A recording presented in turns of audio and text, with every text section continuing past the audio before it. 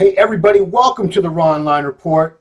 Today's guest is not only one of my favorite people in the industry, he's one of my favorite human beings that I know, and I mean that. Evan Centopani, everybody. How are you, Evan? Oh, thank you, Ron. I appreciate that. It's very nice. You're welcome. You're welcome. So I have not spoken to you for a while. We did one of these over a year ago. We did it in February of 2018. It had been a year and a month or two after you had torn your quad. So that's the first thing I want to get into is an update on what's the progress been like since then. Is quad back to normal size, strength? Is everything good? Oh, man, things were so fucked up for so long in that, things would get a little bit better, but I was still having a lot of pain just doing simple things like walking down the stairs or doing leg extensions in the gym. And I remember coming home, I think it was from the Olympia back in September, and I think I remember being, it felt okay before I left, when the week's leaving, and when I came home, it felt so shitty.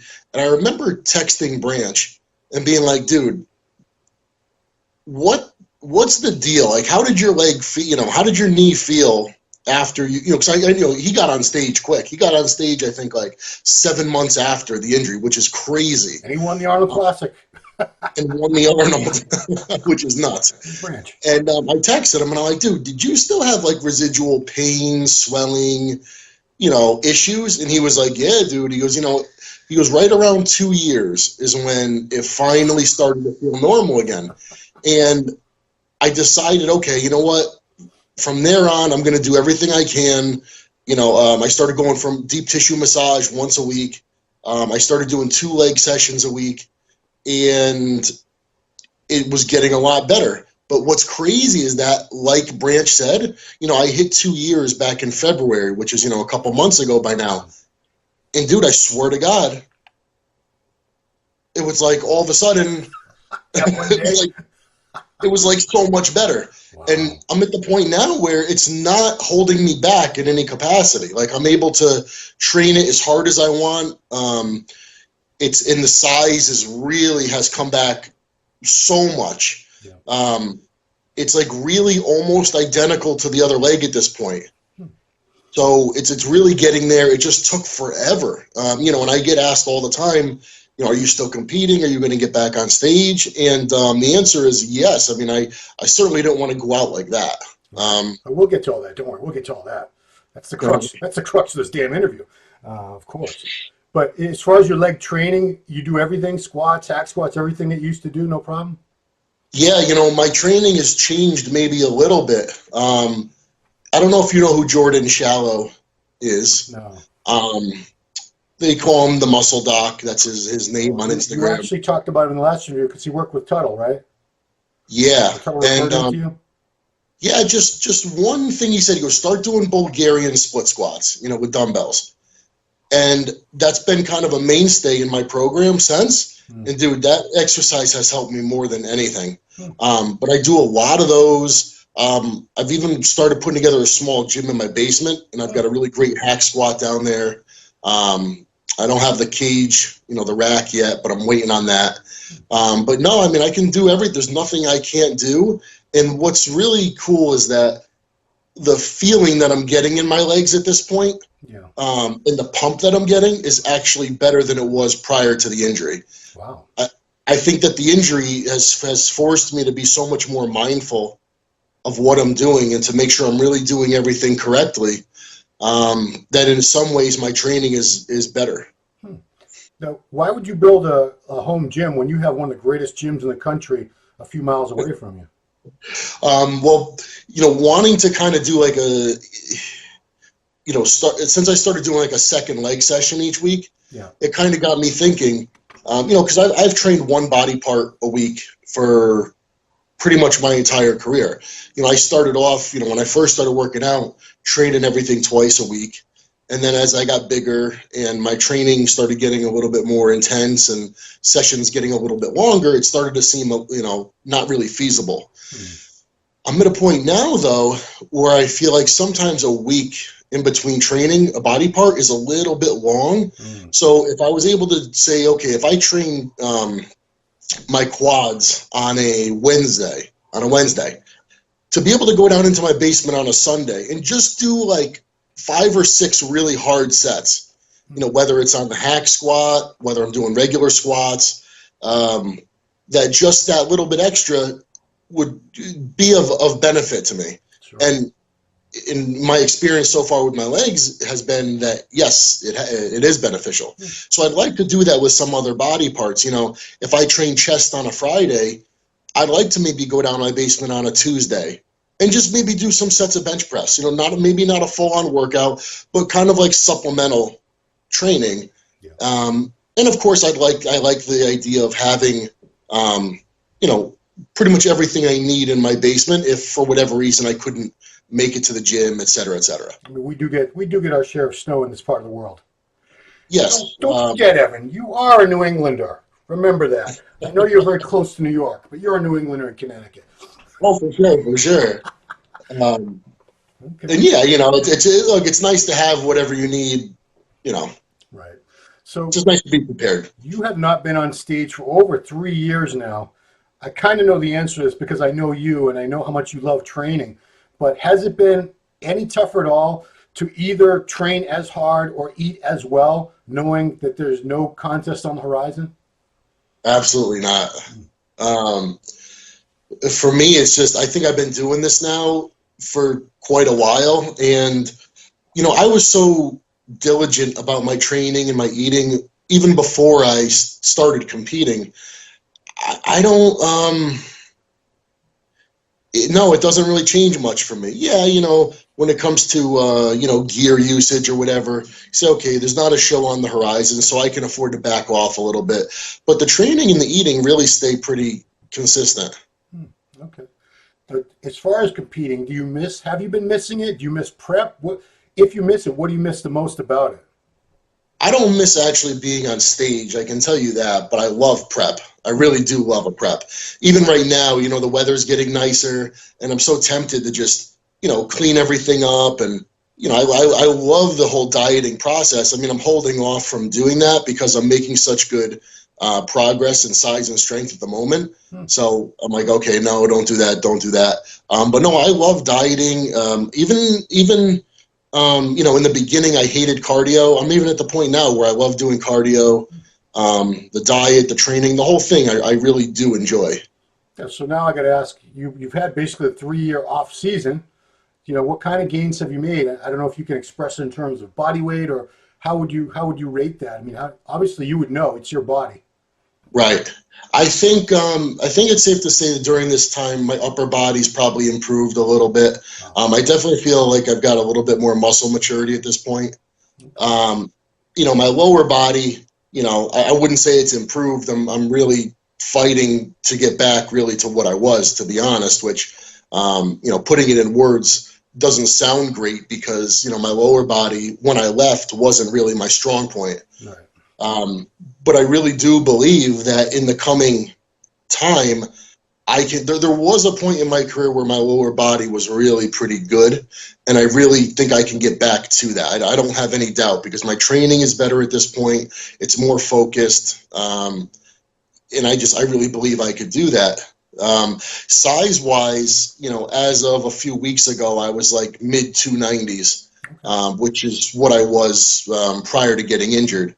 And I just decided to kind of take a little break from that. My sleep apnea was getting so bad, and I said, you know what, all right, let me cool off for a little bit. So I'm back down in like the mid 280s, and actually feeling. Did you pick up one of those CPAP machines or no? No, I don't have one. You know what it is? A lot of it is not wanting to kind of put it on my medical record. Because you do need a prescription for the machine, although I'm sure there's a way around it. I'm sure I could probably pick one up, kind of gray market, whatever, and calibrate it. But I've kind of avoided the whole sleep study, being prescribed a mask and whatever, because I just don't want that on my medical record. At the moment, I know you can't be denied health insurance for previous existing conditions, but, I have no doubt that things will be changing, with our health care. So I'm always kind of hesitant about putting anything in my records. Yeah. I mean, when they change, they don't change for the better, typically. Typically, no. Okay. Um, yeah, I know you were already getting into coaching long ago, but have you had more time since you haven't been focusing on your own prep? Have you been able to pick up the coaching business? I know Hollingshead, is he the only pro you work with, or do you work with others? I don't work with James anymore. I mean, we stay in touch. You know, we've been friends, but pros, no, not at the moment. I mean, most of the people I work with are just regular people, to be honest. And it's been steady. It's right where I like it to be. You know, I look at somebody like my friend Chris, you know, Tuttle, Yeah. and he's like married to his computer. He leaves his computer for a few hours and he comes back like 100 emails. So I'm fortunate, you know, in my relationship with Universal that, you know, I don't have to rely entirely on a training business. But it's steady. It's steady, and it's where I like it, so that I can, you know, I remember all my clients. I know who's doing what, and I'm able to give everybody the attention and a good response time. So that's good enough for me at the moment. Okay. Now, without making every little detail, what's a typical day for you like? What do you do every day? Let's see. Let me think. You have two daughters. I'm sure that's going to be woven into this in many points. Yeah, no, of course. You know, 5 days a week I'm up at the gym, and you know, I've got clients, and then also my own training, and you know, there's always, you know, food prep in between, and yada yada, getting on the computer, answering emails, you know, getting back to clients. So it's kind of like a little bit here, a little bit there. So yeah. Okay. You still cook all your own food? Oh yeah, of course. See, I have a feeling you were part of the reason my wife stopped cooking. So I blame you. She goes, Evan cooks all his own food. I'm like, damn it. Damn it. And there's so many meal prep services out there, but I don't know. I still refuse to go the way of a meal prep service. You know, honorable mention though, you know, if he was closer in proximity, I would probably use him. My buddy Christian Coronado out of New Jersey, he just started doing meal prep, and he preps food the way that I prep food. It's just plain. Everything is plain and simple. And you know, a lot of these places, they're putting all sorts of other shit in there, and you know, to try to make it taste good. But yeah. You know, I like my stuff plain. I like it high quality. You wouldn't like kettlebell meals. Very bland. They don't give you enough protein either. But, Yeah, yeah. So Yeah, I mean, look, to get 10 ounces, say, of chicken per serving from a meal prep place is going to be pretty expensive, I'd imagine. yeah, you're blowing a lot of money. That's why I think a lot of these athletes who use them are sponsored, Probably. or they have discount codes or something. Yeah, I can't imagine, because I'm just throwing kettlebell meals. Kettlebell meals, just because they're a big one now that a lot of people use because they deliver to the CrossFit gyms and everything. That's for the amount of protein you need. They have like regular serving and a larger protein serving. The larger serving is like 14 or 15 bucks per meal. So if you're doing that 5 times a day, I'm bad at math, Sure. but that's a lot of money. Um, Sure. how old are your daughters now? Um, Alana, the older one, she's 7.5, Wow. and the baby is a year and a half. Wow. So the fact that you're at home a lot more so than a lot of dads. Like, I'm sure growing up, your dad was off at his machine shop and all this. Have you been able to do a lot more dad things with your daughters than other dads may have been able to? Well, during the day, you're still you're still kind of busy with work and fitting other things in. Mm-hmm. But I do have the benefit, the luxury of just being around them more.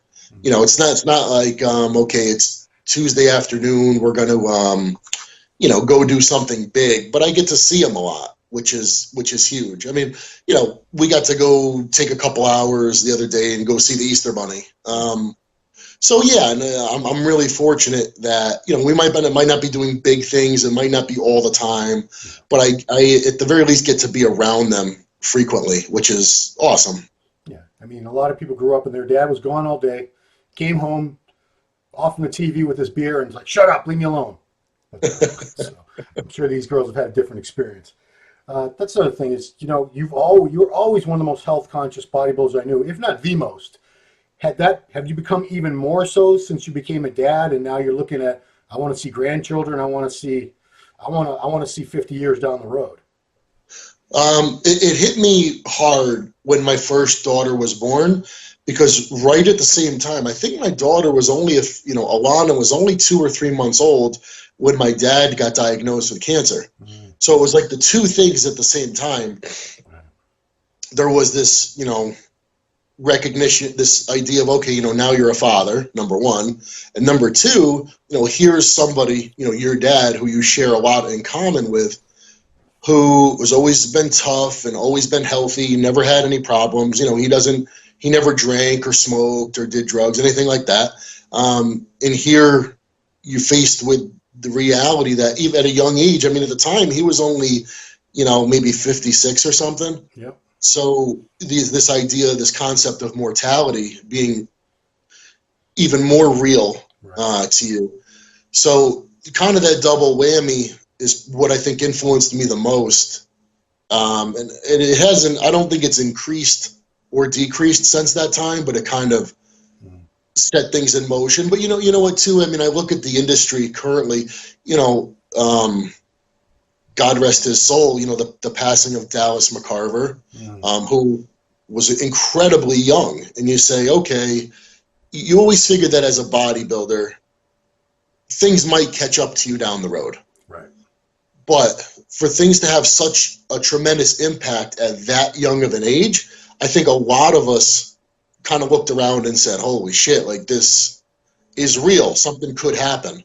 And it might not happen 10 or 20 years down the road. It could happen now. Yeah. So I think that, even that put things in perspective for me. And I don't know, I look around at the industry and I see a lot of guys who are tremendous, tremendous bodybuilders who do exceedingly well. Maybe they're top 10 at the Olympia. They look incredible. And I know what kind of work they're putting in, because obviously I understand it.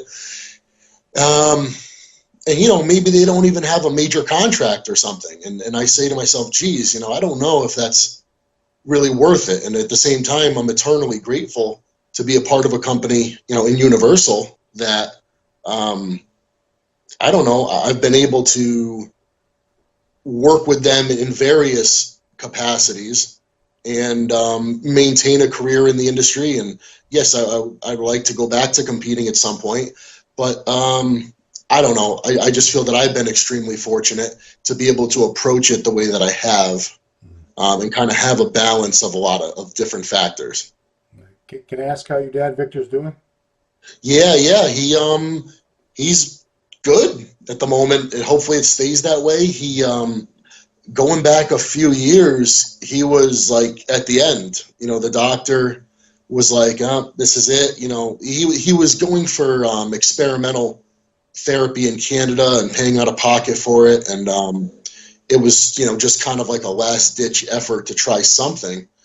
And it wasn't working. And he was at a point where, there was a tumor pressing up against a major artery, and he was having trouble breathing, and he was all swollen and in a lot of pain. And the doctor was like, and this isn't just some local doctor. This was a doctor at Mount Sinai in Manhattan who was supposed to be a foremost authority on his type of cancer.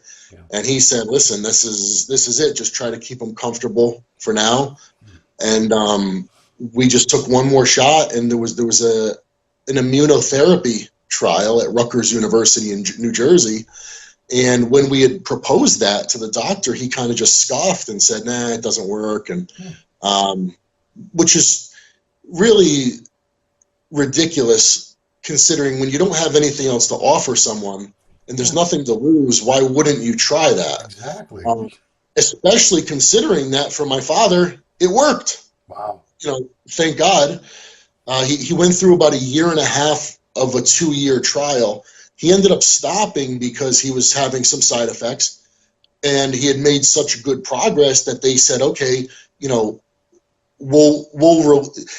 part of the benefit of being a part of a trial with an experimental drug is, at least in this particular instance, was that if you ever need the drug in the future, it's given to you at no cost. Oh, wow. He didn't want to stop the trial because he didn't want to miss out on that. Yeah. But they said, listen, no, you can stop it, and it'll always be here for you if you need it. So he stopped the trial after a year and a half of treatment, and the tumors that were existing either stayed the same or they've shrunk since. Wow. That's good to So, hear. it's things weren't looking too good for a while, but luckily it all worked out, and hopefully it stays that way. So I'm trying to recall, when did you come out with Animal Meal for animals? It's been, I think, about a year on the market. Okay, so the last time we talked, I think you were just developing it. It wasn't really out yet. So, It either was just coming out or it was about to come out. so a lot of, I'm sure there are people who just think, well, Evan just slapped his name on it and said blah, blah, blah. But take me Yeah. through a little bit of how much you actually had to do with the development of this Animal meal replacement powder. Well, hopefully anyone who knows me knows that I don't just slap my name on anything. And listen, Animal has been my main sponsor since the beginning. I mean, they are what's allowed me to, have my career, to buy a home. I mean, if there's anyone that I was going to go to great lengths for, right? If you figure if someone was going to say, "Hey, Ev, we know you don't believe in this, but why don't you just promote this?" That I would say yes to them. Now, luckily, they've never asked me to do that. I don't think they've ever asked any of their athletes to do that. And, I've never had to do that. So anyone who knows me, hopefully you know that that's not my style. Yeah. But as it pertains to Animal Meal, they had asked me a while back, they said, what do you think about some kind of updated or improved weight gainer? And I said, well, what the market could really use is a great meal replacement, because as it stands at the moment, there's nothing. There's some that have improved, and they tick some of the boxes, but they don't really tick them all. Yeah. One might be all natural, but it's got dairy in it, or one might not have dairy, but they use artificial sweeteners and flavors, and maybe they don't, but it doesn't have a good balance of macros. So there was nothing that, in my opinion, was just an all-around perfect, solid product. So I said, listen, I have an idea for a really good meal replacement. And so they said, we're all ears. So they said, would you like to work with us in developing it? And I said, yeah, absolutely, because this is a product that I could use. I tell everyone this, like, whole food is first and foremost. There's no beating it. But no matter who you are, we all encounter times when it's tough to get a meal. We're pressed for time, we're traveling, et cetera, et cetera. And it would be nice to have something that was the next best thing. So we worked on it for about a year, got it right, and it's a tremendous product through and through. It's awesome because it's first and foremost, the macros are balanced. It's got a 1-to-1 ratio of protein to carbohydrates, and the amount of fat in it is substantial. Some of these, if you look at the traditional, say Metrex or something, right? It'd be like 38 grams of protein, which is a little bit light on the protein. Yeah. It would have, maybe 20 something grams of carbs, right, and like no fat, maybe a gram of fat. That's and it just really wasn't balanced.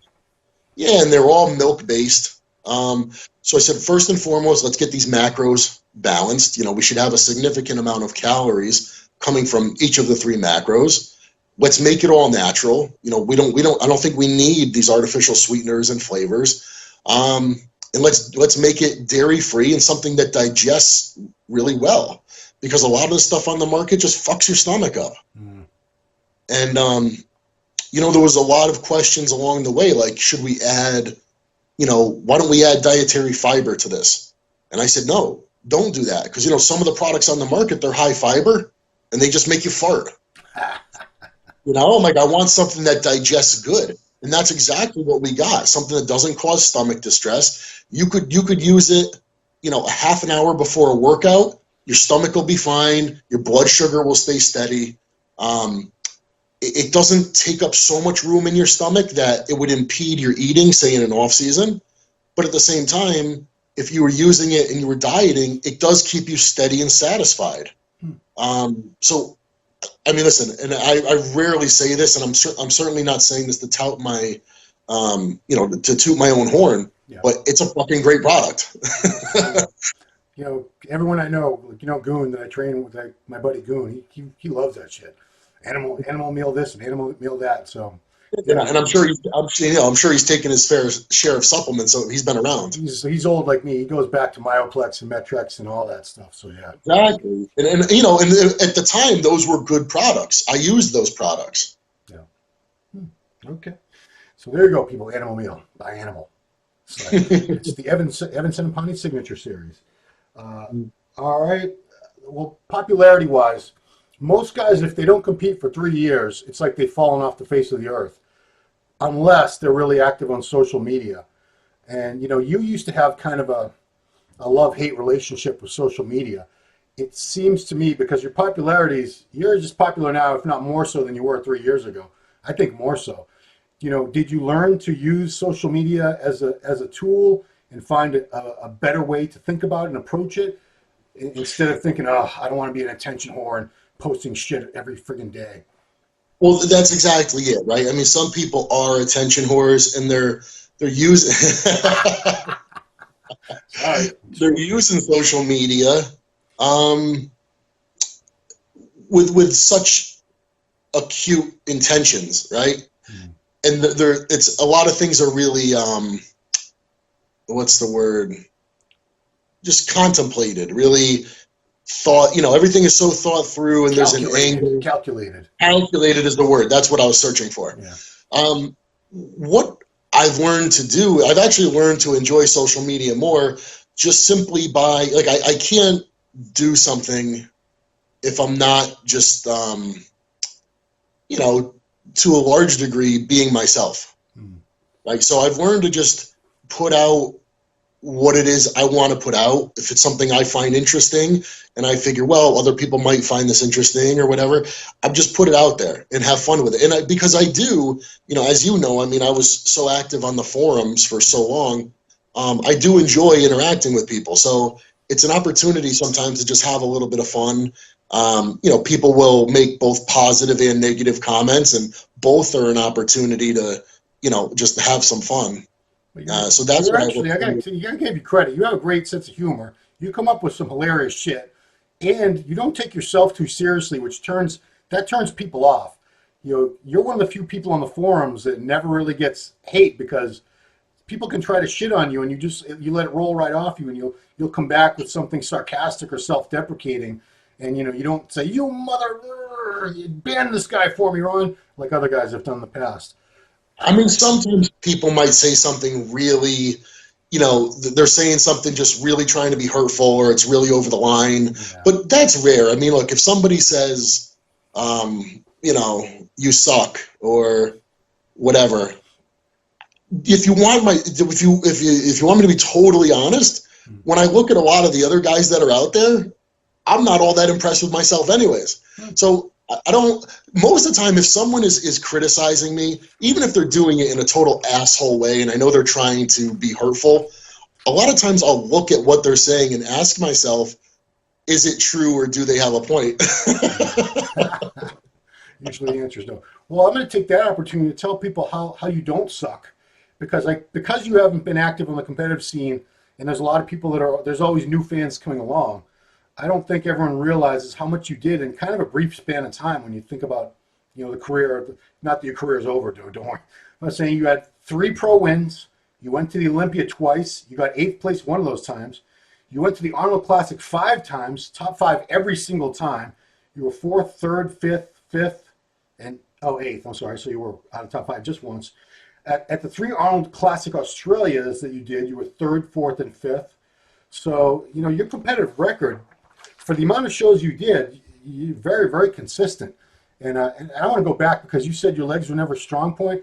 I think your legs were always a strong, if not a strong point. They were never a weak point, but something always happened the last couple of weeks. I don't know what happened to them, because, I used to go down to the Powerhouse and shoot videos with you leading up to shows at times, and your legs looked really full and round and separated and everything. I was like, damn.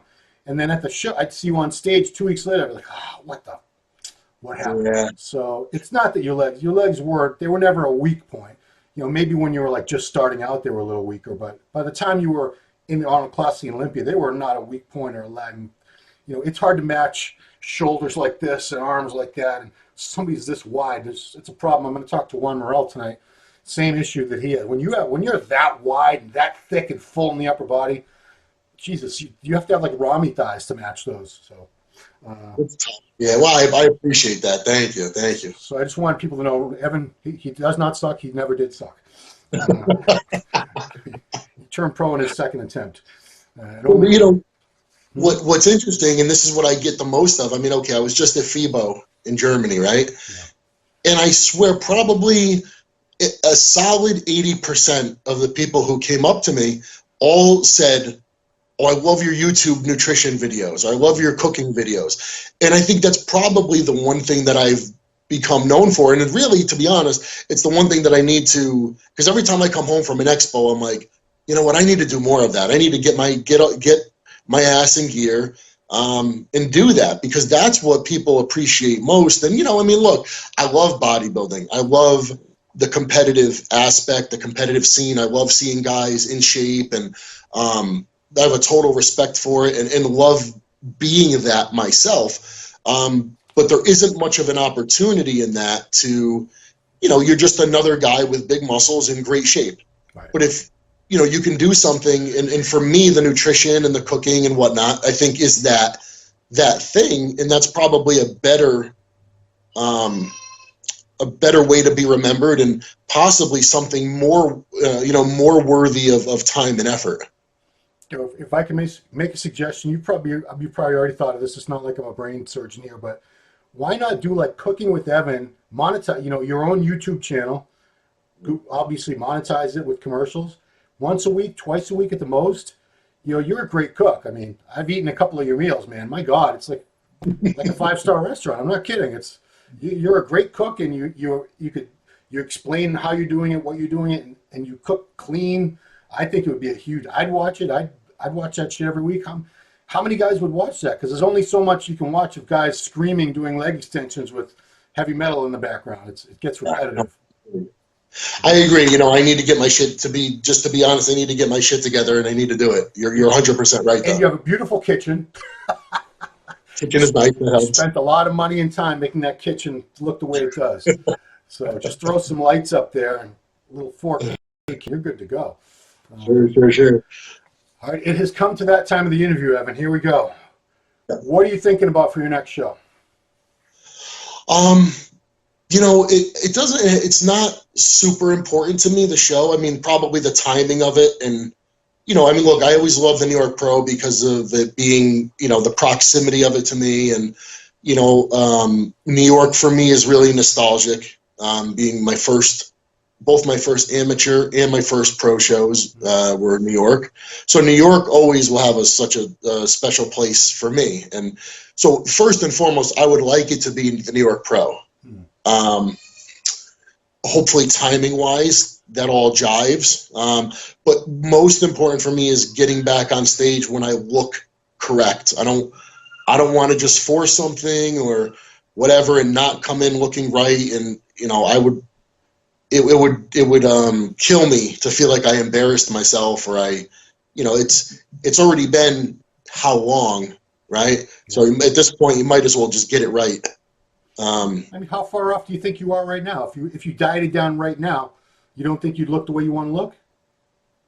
I think I'd look pretty close to it, but I would want just a little more size and fullness in my legs, just a little bit more. But I'm damn close. Okay, because I mean, geez, you wouldn't have to start prep for that until like February of next year.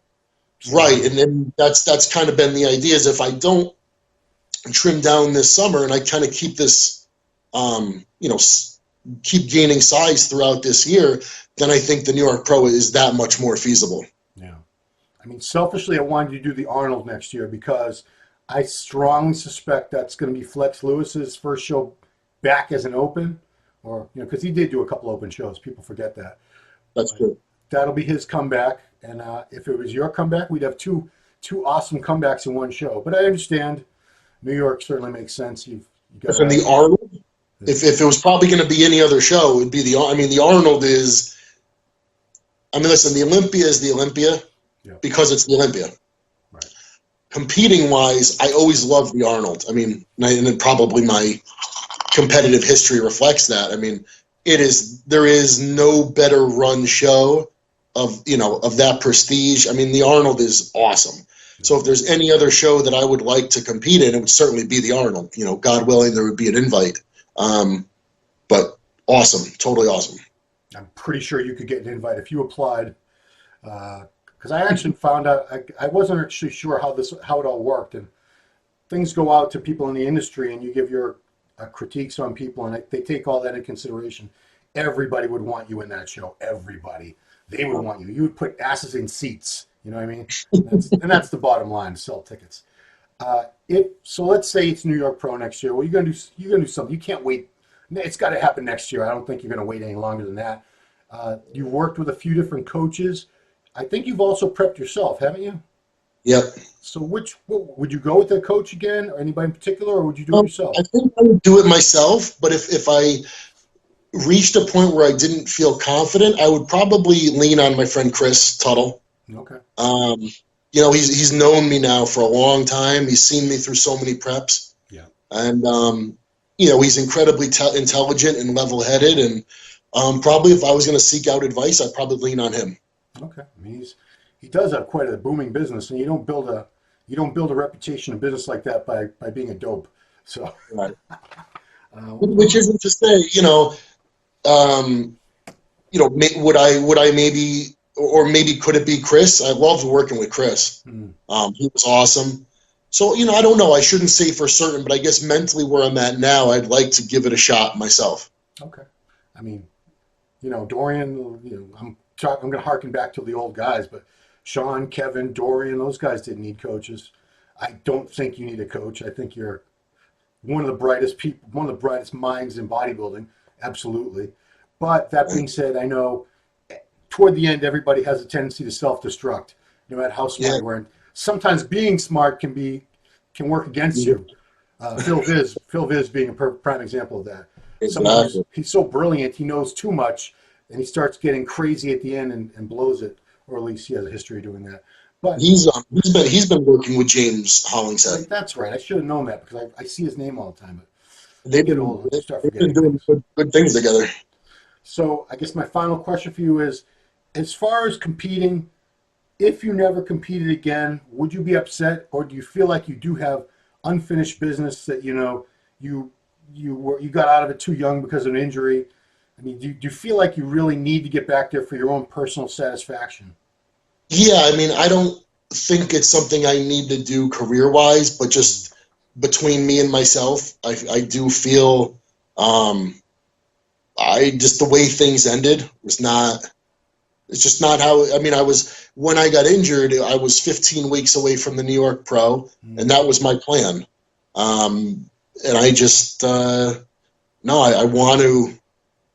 want to do it again. I have something I feel I need to prove to myself.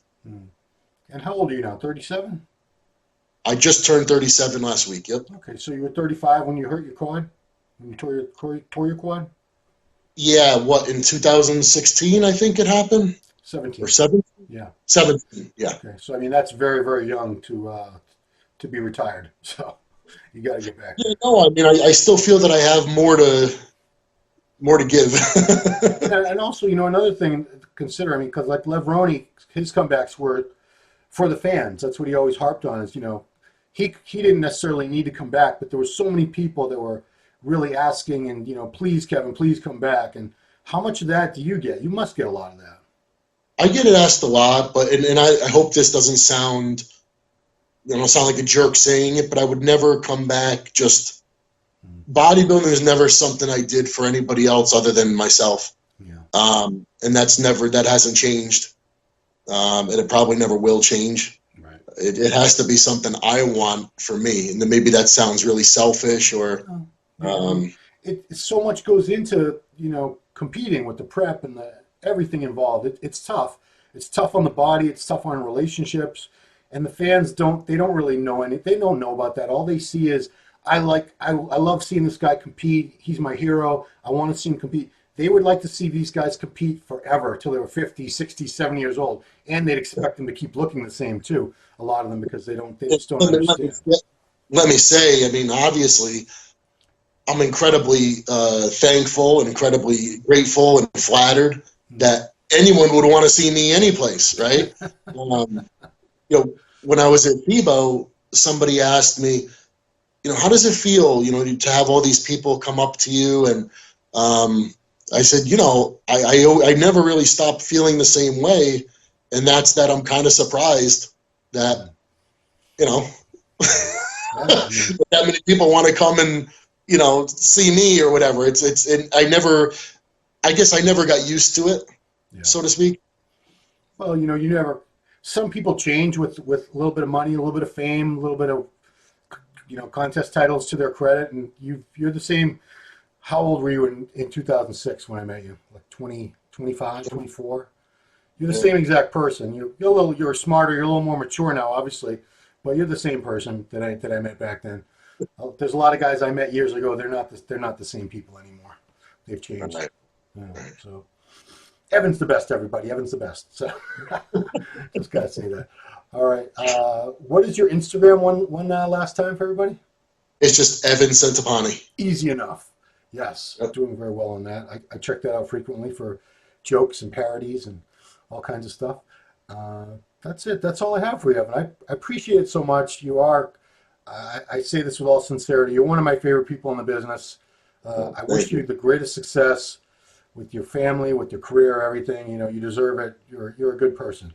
And, you know, the world needs as many good people as possible. I appreciate it sincerely. Thank you. Cool, man. All right, everybody. Thanks for watching the Ronline Report with Evan Centopani, and we'll see you next time.